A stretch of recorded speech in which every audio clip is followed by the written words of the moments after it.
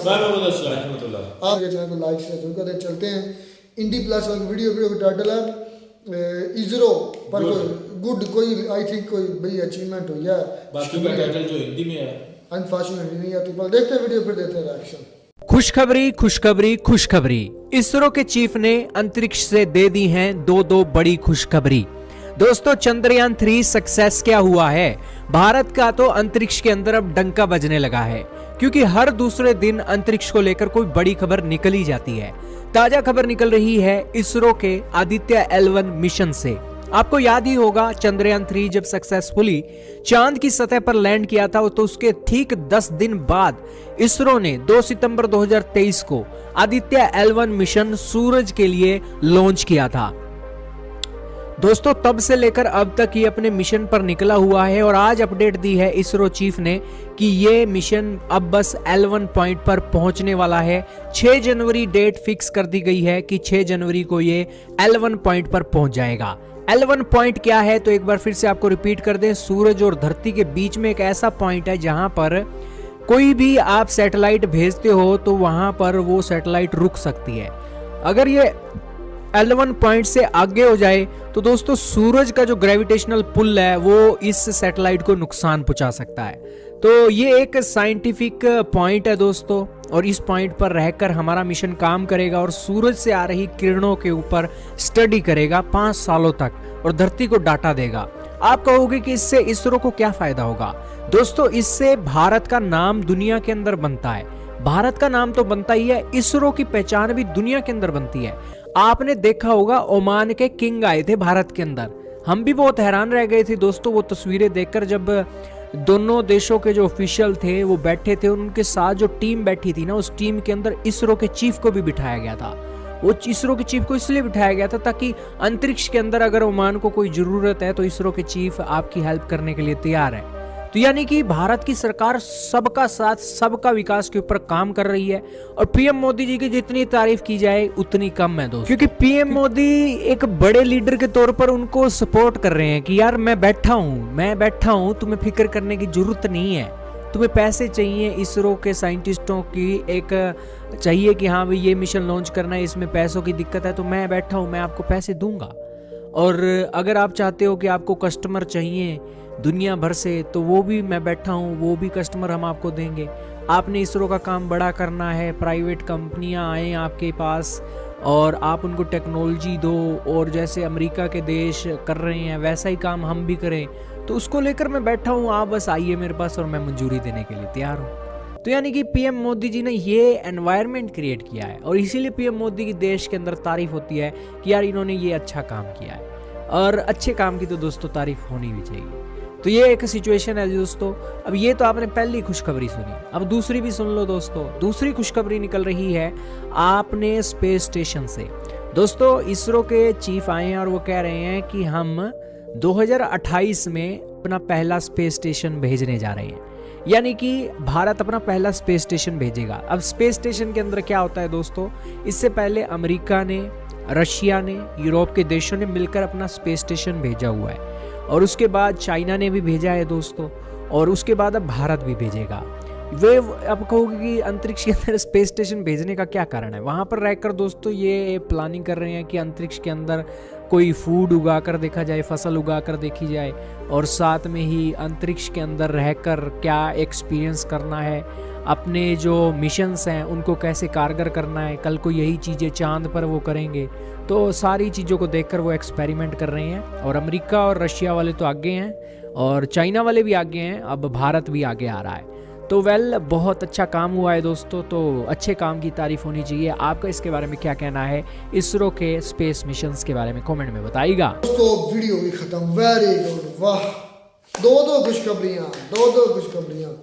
पहली खुशखबरी तो ये कि 6 जनवरी तक इसरो का भेजा गया आदित्य L1 मिशन, जिसकी बात बड़ी चर्चा करते हैं भाई असलम, वो अपने L1 पॉइंट पर जो जाकर खड़ा हो जाएगा, रुक जाएगा, स्टॉप कर जाएगा, अपने स्टॉप पर पहुंचेगा। 6 जनवरी को ये तारीख दे दी गई है, यानी कि इतना एक्यूरेट है कि उनकी स्टैटिक्स कैलकुलेशंस है, तो टाइम भी बता दिया है, दिन भी बता दिया कि इस दिन जाकर आदित्य L1 जो है वो अपने L1 पॉइंट पर जाकर खड़ा होगा।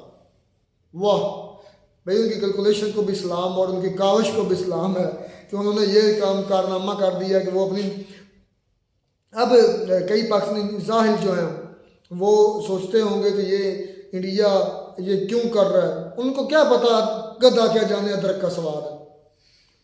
एक कहावत है ना, गधा क्या जाने अदरक का स्वाद। तो हमारे पाकिस्तानी और हम तो हैं ही गधे, हमें क्या पता कि इससे क्या क्या अचीवमेंट्स होंगे, हमें क्या पता कि इंडिया इससे क्या क्या काम लेने वाला है, हमें कुछ नहीं पता।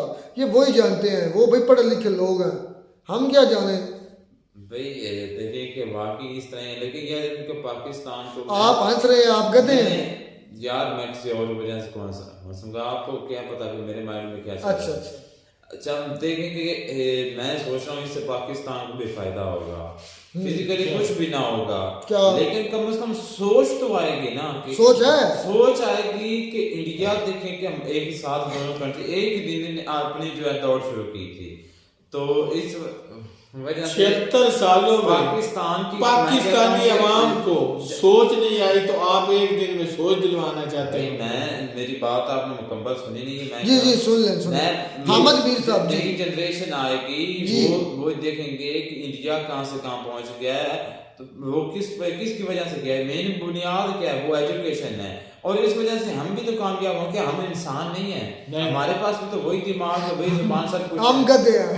हम इंसान इस वक्त तो कहते हैं, बिल्कुल नहीं, ये इसमें कोई शक नहीं, इस वक्त हम वाकई कहते हैं कुछ, क्योंकि हम कुछ करते ही नहीं है ना। मान भी रहा है भाई साहब, तो भाई मानते हैं, बिल्कुल मानने वाली असलम भाई अपना पॉइंट ऑफ दो इस पर। भाई आपने कीमती भाई यार आदित्य एलवान जो है ना यार, जिसका नाम सुना था कि भाई उन्होंने खला में भेजा है, तो सूरज के लिए मेरे ख्याल में ये सूरज का मिशन है सूरज के शुआओं को, तो वो 6 जनवरी तक जो उनका पॉइंट उन्होंने एक सेट किया हुआ है, एल वहां पे पहुंच जाएगा।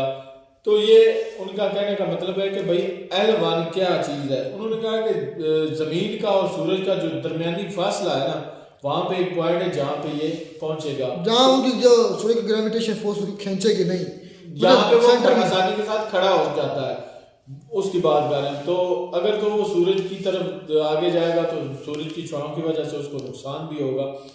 तो यार मैं तो कहता हूँ, सल्यूट करता हूँ यार इसरो को कि यार नित नए जो है ना कह रहे हैं कि एक्सपेरिमेंट किए जा रहे हैं।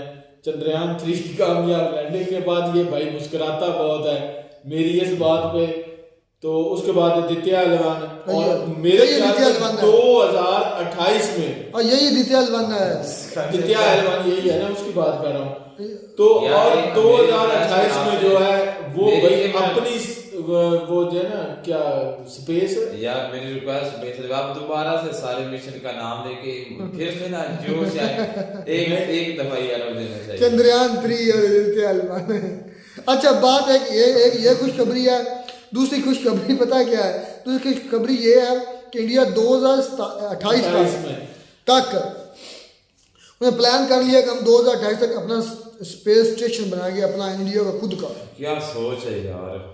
चाइना का है, यूएसए का है, रशिया का है और बाकी जो यूरोपीय कंट्रीज का है। तो ये चौथा कंट्री ये बन जाएगा, पांचवा। अच्छा उन्होंने देखा कि कितनी कंट्री मिलकर वो गई हुई हैं, लेकिन चाइना अकेला का और इंडिया भी अकेले जाने वाला है। मुझे लगता है कि चाइना ने रशिया की यूएसए से मदद मांगी थी, पाकिस्तान ने भी नहीं और की, उन्होंने मदद नहीं की थी के चाइना के साथ मिलकर। हाँ है, पाकिस्तान का अपना स्पेस स्टेशन है कहाँ पे, जिस पर हम रहते हैं, जहाँ के अच्छा इंडिया के जब ये हम देखते हैं ना कितनी डेवलपमेंट होती है, तो दूसरी तरफ हम ये भी साथ सोचते हैं कि पाकिस्तान के साथ इस वक्त क्या हो रहा है। पाकिस्तान में ये हो रहा है कि भाई बलोचों को मार दो, पठानों को उठा लो, और उसके बाद जो पंजाबी हैं, जो बोलता है उसको उठा लो, जो पंजाबी हैं उनका जो वो कह रहे हैं कि जो उनकी पार्टीज वगैरह बनी उनको तितर बितर कर दो। ये हम सोच रहे होते हैं कि यार पाकिस्तान किस डगर में जा रहा है। तो जब भी इंडिया का भाई सुनते हैं तो इंडिया जबरदस्त या ट्रैक पे जा रहा है। 2028 तक अपना स्पेस स्टेशन तो भाई बना सकता है जिस हिसाब से वो चल रहा है, तो मैं कहता हूँ कि वो कुछ भी कर सकता है भाई, कुछ भी कर सकता है। भाई आपने वो देखा नहीं है कि जब ओमान का जो सुल्तान आया हुआ तो उनके साथ दोनों कंट्री के जो मतलब के दोनों बैठे हुए थे, तो उन्होंने इसरो का जो चेयरमैन है वो भी बैठा हुआ था। भाई आपको कभी जरूरत फ्यूचर में पड़े तो हम आपकी मदद के लिए हर वक्त तैयार हैं। यानी कि मोदी साहब एज अ कोऑर्डिनेट भी काम कर रहे हैं इसरो और दूसरी कंट्रीज़ के जो इन्वेस्टर हैं उनके लिए। तो उनको पता है कि इसरो मेरी अपने मुल्क की कंपनी है, मैं इसको ऊपर लेके जाना पूरे वर्ल्ड में उनका नाम बनाना चाहते हैं। मोदी साहब कह रहे हैं कि भाई बॉस जो है ना वो यहाँ पे बैठा हुआ है, अगर आपको पैसों की जरूरत हो, कोई भी हेल्प चाहिए तो बॉस इधर हाजिर है, मोदी साहब कह रहे हैं। और वाकई वो इस वक्त भाई बॉस है और लीड कर रहे हैं। शानदार थी वीडियो, खुशखबरी है। मिलता है वीडियो में नाडा साथ, अब तक दीजिए इजाज़त।